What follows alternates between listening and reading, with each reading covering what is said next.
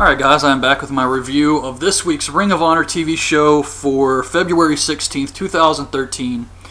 And this one starts off with Tadarius Thomas. He's talking to Veda Scott, and QT Marshall comes up. And Tadarius tells him that he's going to do his talking in the ring. So we get Tadarius Thomas versus QT Marshall. Sick backdrop to the floor on Marshall. Tadarius wins with a dragon suplex. And I know they were pushing both of these guys, but I really did think QT Marshall was going to win this tournament. But now it's Tadarius Thomas versus Matt Taven, so I'm not really sure which one's going to win here. It's still weird to me, and maybe I'm the only one who remembers this. But they had that match for a Ring of Honor contract sometime last year. I can't remember when. And QT Marshall won the match. He won the contract. And Matt Taven was in that match, but he's wrestled more than QT Marshall has all year. So I'm still a little confused about that, but I really could see both guys winning. I know Tadarius Thomas I think he was trained by Truth Martini, so he's kind of got that going for him. But Matt Taven has had a lot of TV time at the same time, so not really sure. But BJ Whitmer is doing an autograph session at a car dealership.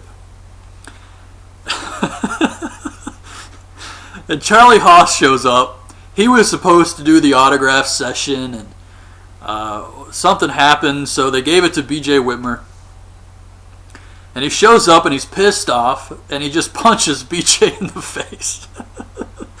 They brawl around the parking lot. And Charlie shoves BJ's arm through a car window. He hits the Olympic Slam on the windshield. So I guess Ring of Honor bought this car just for this segment here. And one of the guys from Sinclair Broadcasting is telling Charlie Haas he's out of Ring of Honor.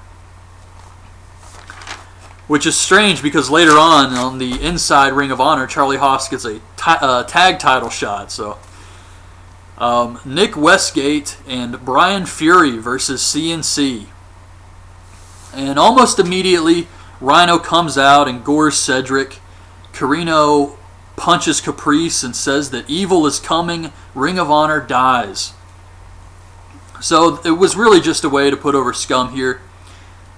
Silas Young promo on how he's going to make Matt Taven tap out. And Matt Taven promo about how Silas Young is in his way and he's going to face Adam Cole for the TV title. So it's Silas Young versus Matt Taven. Taven hits a moonsault onto Silas on the outside, which gives Truth Martini a chub. And Taven wins with a roll-up, so finals are Tadarius versus Taven. Footage of Matt Hardy holding BJ Whitmer in the Ice Pick submission. I don't know if he still calls it that, but that's what he was calling it when he was in TNA. What did he call himself? Cold-blooded Matt Hardy. And he had that horrible hair. That was bad. That was a bad run. But Rhett Titus throws in the towel since BJ Whitmer refuses to tap. And Hardy tells Nigel he won another match. He wants his TV title shot. Cole comes out. They start brawling again. Adam Cole cuts a promo where he calls him a son of a bitch. And says he lives in the past, but he doesn't matter anymore. No one cares about Matt Hardy anymore. This was a really great promo. Adam Cole was really intense. Charlie Haas comes up to Nigel. He's still pissed that World's Greatest Tag Team, they're not getting a World Tag Title shot against the Briscoes. And he says that he would bet the team that they could beat the Briscoes. So Nigel says, if you're willing to bet the team, you can get your title shot. But if you guys lose, World's Greatest Tag Team splits up.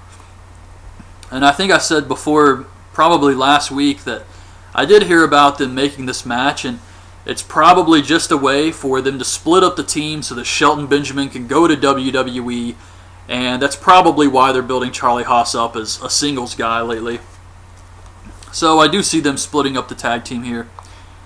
And we get an awesome Briscoes promo about Bobby the Fish and Kyle O'Reilly and how they're going to break up the superstar tag team of Haas and Benjamin, but they're the best tag team in the world. Jimmy Jacobs tells Veda Scott he's going to destroy Jay Lethal because he likes hurting people.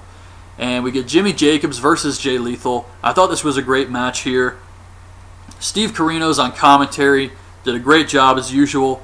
Jacobs sits Lethal in a chair, dives on him, but only gets the chair. Jacobs counters the Lethal injection with a backstabber, hits sliced bread, but Lethal kicks out. Lethal hits a Death Valley driver and the elbow drop for the win. Rhino comes out to gore him, and Caprice Coleman runs out to make the save. Steve Corino trips him, Rhino gores him, and he gets ready to gore Jay Lethal, and then Kevin Steen shows up, stands in his way, stops Rhino from goring him, and then he offers to help Lethal up.